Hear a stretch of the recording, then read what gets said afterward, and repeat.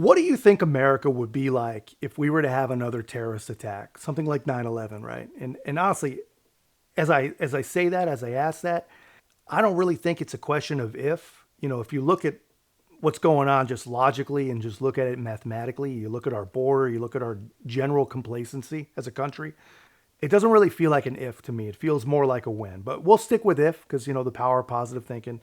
Nobody wants that to happen. But what do you think the American sentiment would be if we were ever attacked again? Well, Tulsi Gabbard was on Joe Rogan, and they talked about really what the average college campus would be like if that were to happen. It was during the holiday of Passover, and this question came up about what would happen if another 9/11 style terrorist attack or some major incident like that came up in our country today. Would it have that same kind of unifying effect that occurred after that attack on 9/11? And when you look at things like that, like the Osama bin Laden letter, and you look at how there's not an entire generation, but there's a lot of people now who I wouldn't be surprised if they said, well, such an attack was justified, and not have that same kind of sense of unity of like, hey, no matter our differences, we got to stand together as Americans. And that should be a serious concern. It should be a serious concern also when you really take into consideration how many genuinely dumb people there are.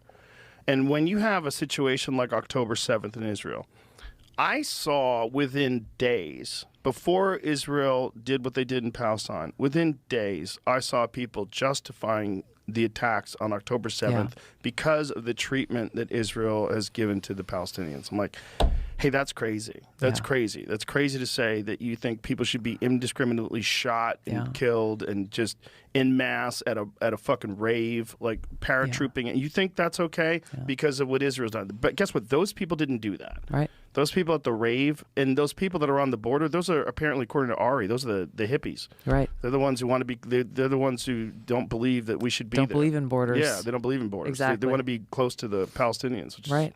Exactly. And that's where, some of the things that they're chanting at that these protesters are chanting at Columbia University and some of the other ones, we hope that October 7th happens 10,000 times over, they say, celebrating Hamas, this Islamist terrorist organization. I don't think we can just dismiss them as just being stupid. You know what I mean? Like, these kids are going to Ivy League schools.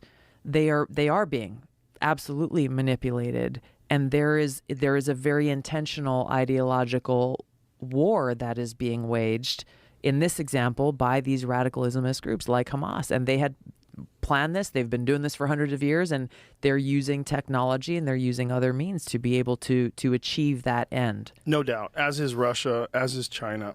I have absolutely zero doubt that there are certain factions of brainwashed people that would be unashamed to cheer it in the streets. I mean, they would be proud to do it. They'd be completely they'd be wrapped up in it. And I would guess that there'd probably be even more, probably a pretty alarming number of more people that would quietly and financially support them, like we're seeing now on these campuses. I mean, Joe Rogan had the point that should be concerning, but we should also be concerned with how truly stupid so many people really are.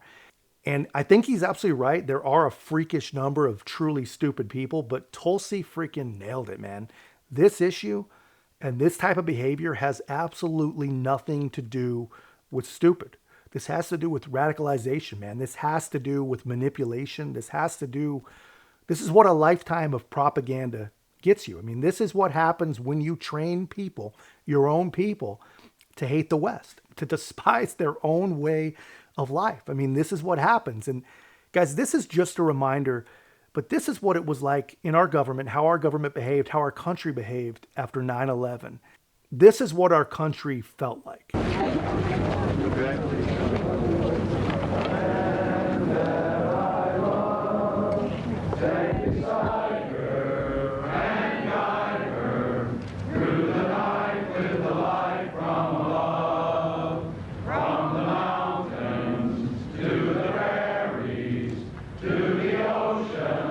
What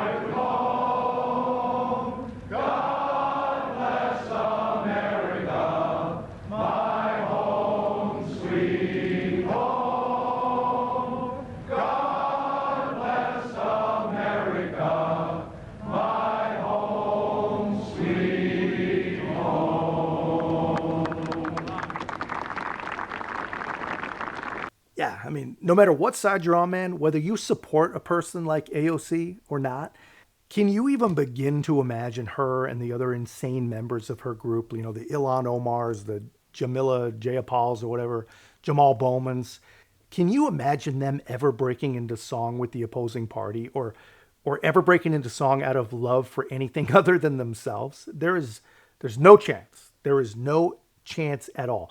This is the kind of people that we've sent to Congress since 9/11 because we have absolutely learned nothing.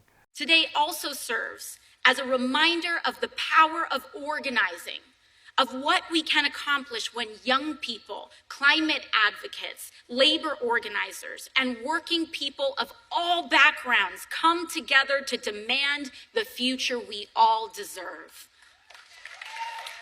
That's AOC speaking at the unlawful occupation of an elite university by terror-supporting, Jew-hating, freaking crazy people.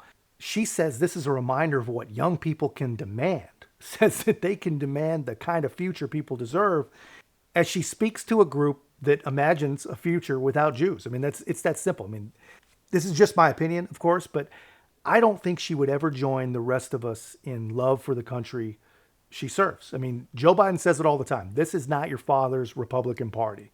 Well, if that's true, what do you think we could say about the party these people represent? I mean, I don't know. Let me know in the comments what you think about that. But that's just my take, guys. Let me know your thoughts. And if you haven't already, be a part of our growth. Make sure to like, comment, subscribe. Most importantly, share the channel. I'll see you in the next one.